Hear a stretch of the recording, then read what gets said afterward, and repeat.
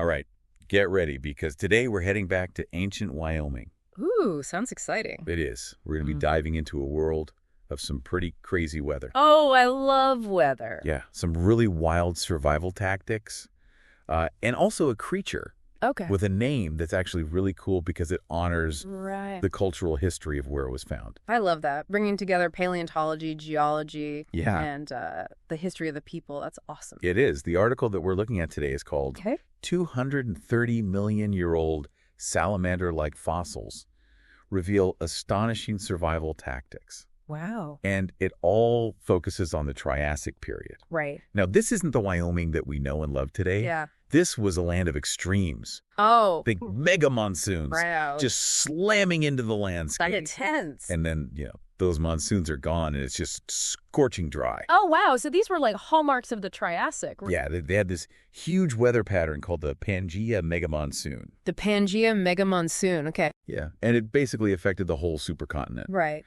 But Wyoming seems to have been hit really hard. Got a big dose of it. Yeah. And we all know that amphibians need to stay moist, right, Of course. Yeah. to survive. We need that moisture. So this was not exactly an amphibian paradise, That sounds pretty rough. but that's where our star of the show comes in. Okay. Who are we talking about? Ninamihan Duka Duka. Ninambihan Duka Duka. That's a mouthful. It is a mouthful, but it's really cool. It is, yeah. So the researchers worked with the Eastern Shoshone people Okay. because these fossils were actually found on their ancestral lands. Oh, wow. Isn't that cool? Yeah, that's really cool. And they picked a name together that would honor that cultural significance. I love that. So what does it actually mean? So Ninambihan Oh. refers to the little people in Shoshone culture. Okay. And Duka Duka means flesh eater. Flesh eater. That sounds a little ominous. Well, it might sound a little ominous, but when you think about it, Yeah. it just refers to the fossil's sharp teeth. Oh, okay, so like a predator. Yeah. So this little people's flesh eater Right. was likely a predator. Yeah. What else can you tell me about this creature? Well, the fossils themselves are very interesting. They were found in these strange torpedo-shaped burrows. Burrows. Yeah, burrows. At first, researchers thought they were looking at Wow. burrows made by a small crocodile. Oh. But then when they looked inside, it was a total surprise. Oh, so they were expecting to see some little croc remains. Yeah. And what did they find? They found a tiny amphibian skull. Wow. Yeah, it was unexpected. And get this, Okay. it wasn't just like a burrow here, a burrow there. Right. The article says that the area was ridiculously loaded Wow. with these burrows. Okay, so all packed with fossils. Ninambihan Duka Duka really loved these burrows. They loved their burrows. So what can we figure out about this amphibian, Okay. from what they left behind? Yeah, what can we tell? Well, based on the skeletons, they were probably about a foot long, tiny arms. The skull is really the star of the show. Ooh. It's got this distinct scoop-like shape. Like a bulldozer? Almost. A bulldozer with teeth. So what was the scoop used for? I'm guessing those burrows.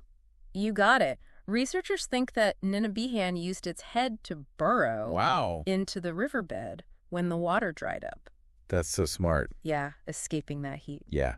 Hunkering down to escape that scorching heat, just like we might Yeah. seek shelter in a storm, right? Exactly. And, it's a pretty common strategy. We see similar burrowing Oh, really? in some modern-day salamanders, some fish. Interesting. Yeah, it really shows how some survival techniques work across millions of years. I mean, millions of years. Yeah. This is ancient wisdom. Right. So how did they even find these fossils? Those tiny skulls must have been Yeah. so hard to spot. Oh, they are tiny. It was a bit of an accident, actually. Oh. Yeah, so researcher David Lovelace was studying these trace fossils, things like footprints, or Right. in this case, burrows. And he came across these unusual cylindrical shapes. Okay. He had a hunch they were burrows, and What a hunch. oh, he was right. Wow. So finding the burrows is one thing. Right. But how do they get a good look at those tiny skeletons that are inside? Yeah, well, that's where technology comes in. They used high-resolution CT scans, which let them see the tiniest details. Oh, cool. Yeah, and they could confirm these weren't just any burrows. This was a brand new species. Wow, that's amazing. Right. Yeah, so they were able to see all these little details Yeah, that they wouldn't have been able to see exactly. with just the naked eye. Absolutely. That's really cool. It is cool. It's amazing how technology can unlock these secrets of the past. It really is. But it's not just about uncovering ancient history, is it? No, it's not. This Ninabehan discovery really got me thinking about Yeah. the amphibians that we share the planet with today. Yeah, that's a great point, yeah. I mean, they are facing a lot right now. Yeah, they are.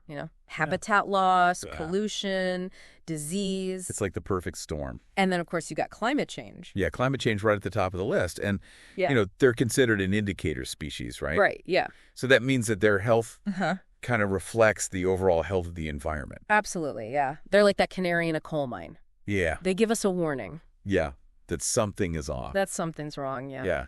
And that brings us back to Ninabehan. Okay.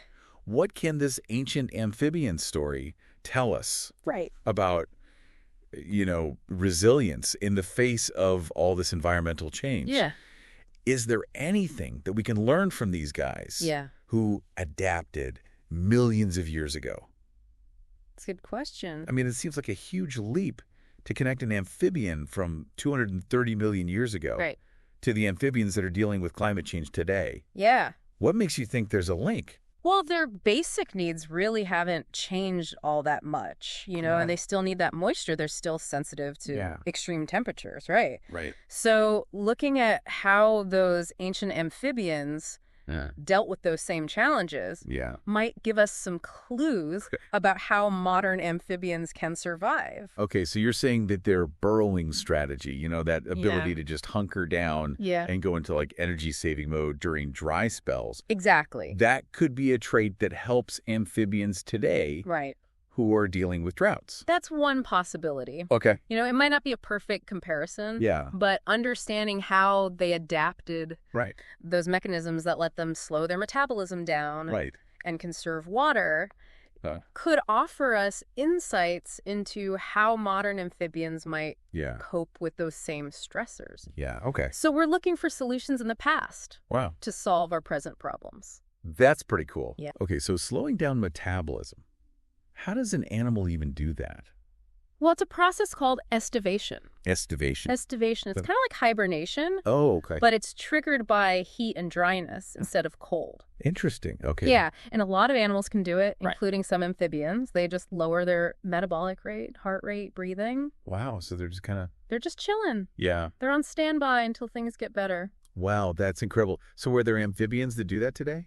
Oh, yeah. Really? Several species of frogs and salamanders. Oh, wow. Yeah, they bury themselves in mud. Okay. Or they find these cool, moist shelters during dry periods. Okay. Some desert amphibians can even stay in that state for months.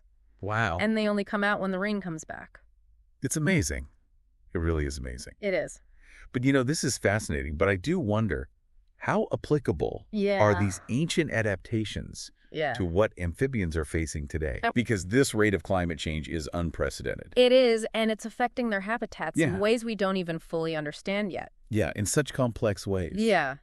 You're right. Estivation is only one strategy, and it's not going to be a cure-all. Right. But studying adaptations like Ninabehan's gives us a better understanding of how life responds to this kind of stress. Okay. It's like another tool in our conservation toolkit. I like that. Yeah. So could there be like genetic markers or something or physiological traits that could tell us which amphibians today are going to be better equipped to handle drought? Exactly. And then we could take that knowledge and prioritize our efforts, figure out which species need the most help. Okay. The ones that have a fighting chance to survive this changing climate.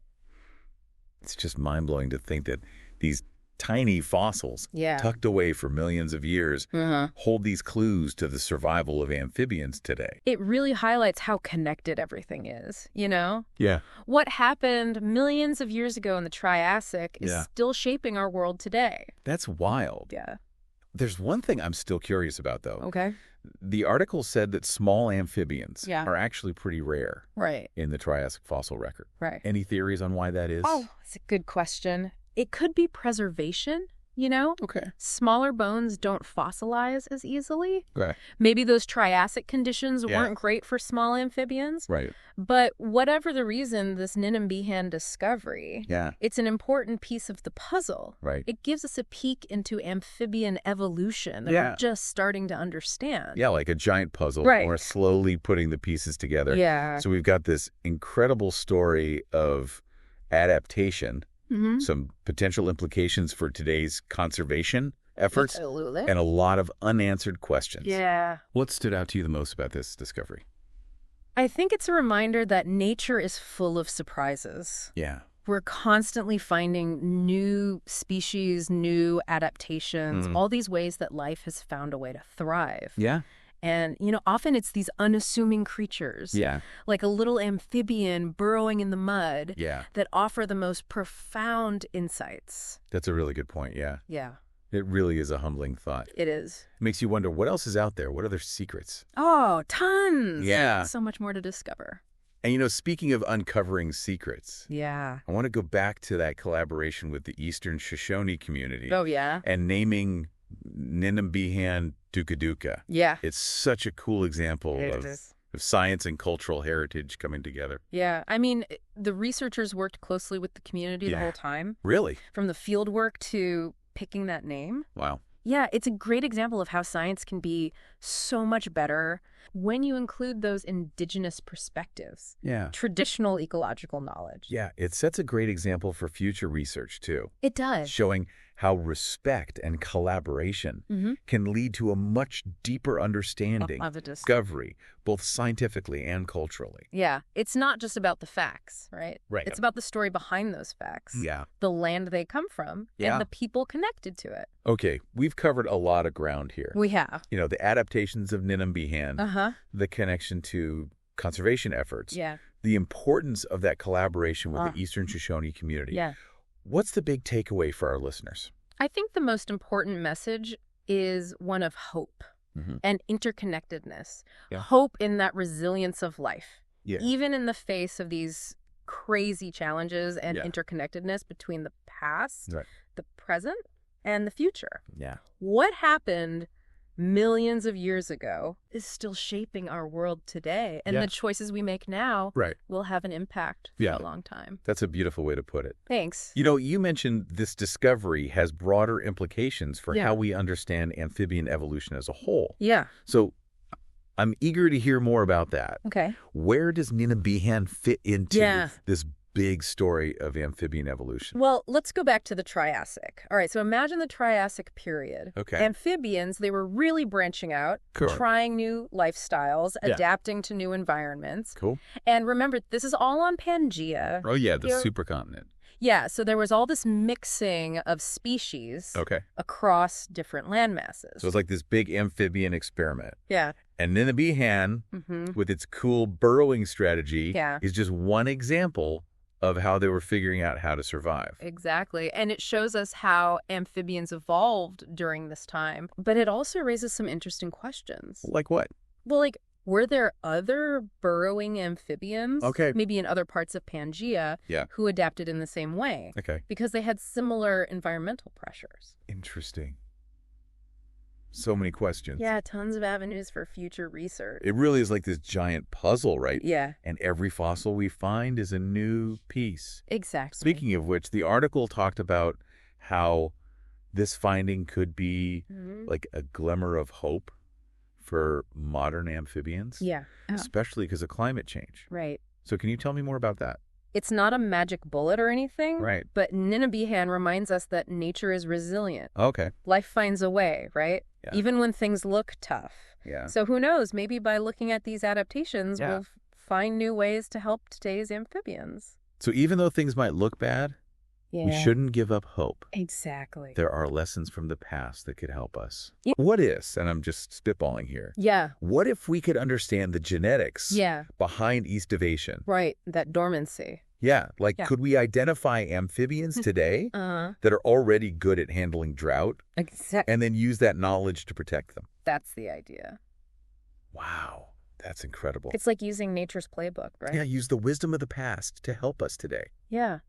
And it shows how important it is to have different scientists working together. Like who? Like paleontologists, ecologists, geneticists, conservationists. Show everyone working together. Yeah, then we can come up with some really cool solutions. This discovery is way more than just a story about a cool amphibian. Yeah.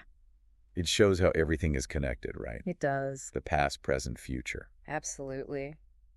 What do you think our listeners should take away from this? What do we want them to remember Yeah. about Nanabihan Dikaduka? I think it's a story about hope and interconnectedness. Hope in the resilience of life, even when it gets hard. Yeah. And interconnectedness between the past, the present, and the future. I love that. What happened millions of years ago is still shaping our world today. Yeah. And the choices we make now will have an impact for a long time. On that note, we encourage you to go out and learn more. Yeah, go learn more. About Nanabihan Dikaduka. It's a cool name. It is. Yeah. And about this incredible world of paleontology. Yes. We'll be sure to put some links in the show notes. Definitely. Until next time, keep exploring, keep asking those questions, and keep diving deep. Dive deep.